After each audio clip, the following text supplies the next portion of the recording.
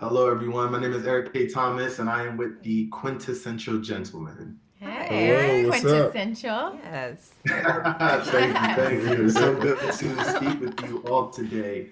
I want to just get right into it. I want to know what was it about this story that made you want to be a part of it? And we'll go ahead and start with Sophina. I would have to say, first and foremost, I read the novel as soon as I booked the role. When I got the sides, I already knew I was in good hands. Brandon is amazing. So he was the first draw, our showrunner. Then I read the novel, and I talk about this often, but one of the things that really stuck with me in Octavia Butler's novel was that she talks about how easy it is to make a slave. And Mm, she says that, and it is so frightening. And it always makes me think about modern day systems and where there are modern day examples of a plantation and how things are very much by design. And that call to action that I felt from the novel really brought me forward and motivated, put me on the balls of my feet. yeah, awesome, awesome. Austin. I mean, for me, I had read the book. I read the book maybe 4 or 5 years ago for the first time, and I could not put it down. I was just amazed at how somebody was using the past to reflect to us the horrors that still kind of exist in our society. I think that it is an amazing. The story is an amazing reminder of both how far and how not far Mm-hmm. we've come. How some of the same, like Sophina was saying, some of the same systems, though they're disguised in different ways, are still at play. I think that I just there's something profoundly special about this story and about Octavia's foresight and her just ability to really so succinctly capture the black experience in this country, that you want to be a part of that kind of storytelling. Yeah, of course. And Sharia. Um, for me, it was the Octavia E. Butler. She was the draw. Like, I love her work. My favorite book of hers is Fledgling. I, too, like Sophina, hadn't read the book, Kindred, before I auditioned. And I lied about it to get the part. Don't tell anybody. I'm just kidding. But I just her ability to create these worlds that we believe and these characters that we feel. Um, I wanted to be a part of her legacy, and now that I'm playing Olivia, a new character that Brandon Jacob Jenkins wrote, I feel like I'm adding a bit to the legacy. So it's a profound honor for me. That's awesome. So how about after being a part of this series, how has it changed or has it changed your perspective on American history, specifically on Black American history? I Ooh. So, all right, definitely, oh, definitely. go ahead, jump in. I was Oh, going to give sorry. somebody to go ahead, but go ahead. No, I was just going to Sure. say, not so much changed my perspective, but deepened my understanding because of the research that it took going into filming the series. It was a really hard thing to learn the depth of cruelty Oof. because there are things we talk about it that you don't even imagine because it's just not in you to think of. And going back and hearing some historical accounts and reading certain nonfiction books and things along the way and just realizing how much was endured by our ancestors, things that are just crazy that I learned about. I just didn't have the breadth, Hmm. you know what I mean, that I have now. It didn't so much change, but it deepened. Yeah, yeah.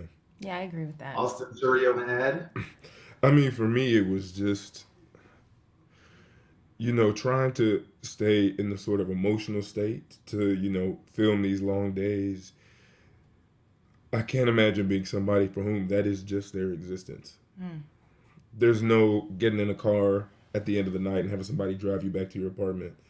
That is your life. And for me, I think I'm now as close as I will ever be to even beginning to have an inkling of an understanding, you know what I mean, of what the reality was. Because no matter what I imagine, no matter how, accurate it will be, um, I know the reality was still far worse. And so having more of a sort of visceral understanding of that is what I would say has changed.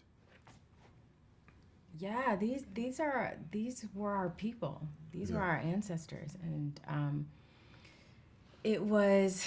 I agree. I want to agree with Sophina. My perspective on American slavery did not change, um, but I became so much more aware um, of how I had to honor my ancestors in in through Kindred, Yeah. through this part, creating three-dimensional human characters, not even characters, but human beings, Yeah. right? So they are characters, but we're coming from it to give them full life. They had dreams and hopes, possibilities. So we wanted to honor them in that way. Kind of piggybacking off of Austin's statement about, understanding, what it was portraying a character and living and people actually living this, their day to day. Were there any other emotional moments during filming that it just had to, kind of had to breathe, and take a little time? Were there any moments like that? Yeah, there's some really terrible things that happen on the Wayland plantation, and there was one episode in particular, Yeah. There's a Celeste. I yeah. think that Yeah. episode in particular, we had to take some time. We had to Yeah. breathe. We had to really corral around each other and build each other up, love on each other, Yeah. and be really present for each other because it was a Yeah. really difficult scene. Yeah. A lot of times, the I don't want to sound too woo woo, but because when you're an actor and you do your job very well, sometimes it takes a minute for the body to understand that you're not actually going through the trauma, Yeah. or that you're not actually seeing Yeah. the trauma. It takes a minute to catch up, when you're really in it. And there was something that I witnessed that I wasn't ready for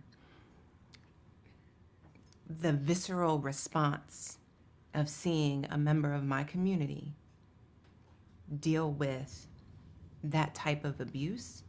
I wasn't prepared for how my body reacted because it reacted no differently than if it was actually the thing that was happening. You know what I mean? Yeah. And that was a difficult day. Yeah. That was a difficult day. Mm-hmm. It will it'll sneak up on you, Mm-hmm. and you just gotta lean on each other.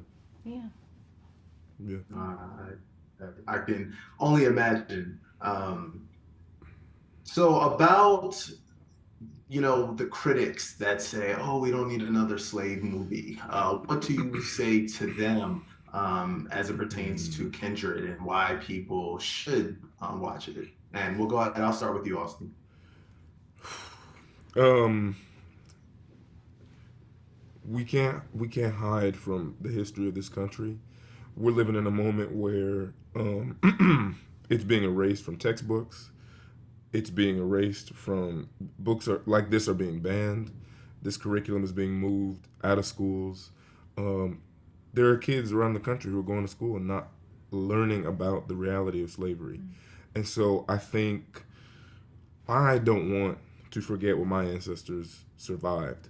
Because I think, too, the shame of slavery does not belong to black people. I'm not ashamed.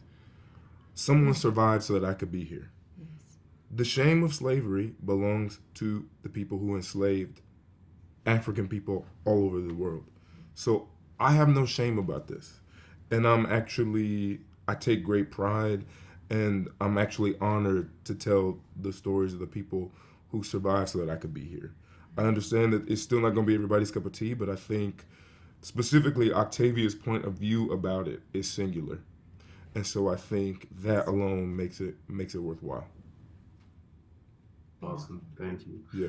And Sophina or Sharia, do you want to add anything? That was beautiful, but Yeah. you know, I always talk about they're gonna be like, Sophina, here you go again. Yeah, But come on I'm with it. telling you, I always talk about the bow and arrow aspect of this show and how we have to draw back. We have to draw back in order to launch further and farther into our destiny and what we know can be.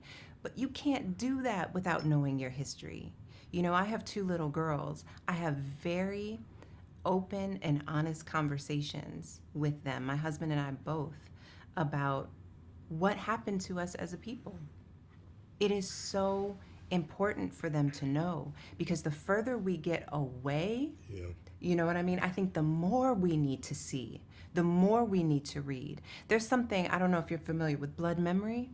There were certain Yeah. moments being on set where it would just kick up. There's something in us as Black people that resonates on a cellular level, Yeah. which you do not necessarily have language for. No. But the thing is we cannot necessarily expect for our children to learn about this in institutions. And it is the job of art a lot of the times to bridge the gap Yep. and to make sure that they get a full and honest picture. Yeah. And to set them free. Yeah. Yes. We need to set the Yes. next generation free, liberate them from the shame of their ancestors, and really honor them by telling Yes. their stories. Yeah. Awesome. Well, thank you so much. That's my time. I appreciate it. And congratulations. It's an amazing series for sure. And look forward to speaking with you again. Thank you. Thank you.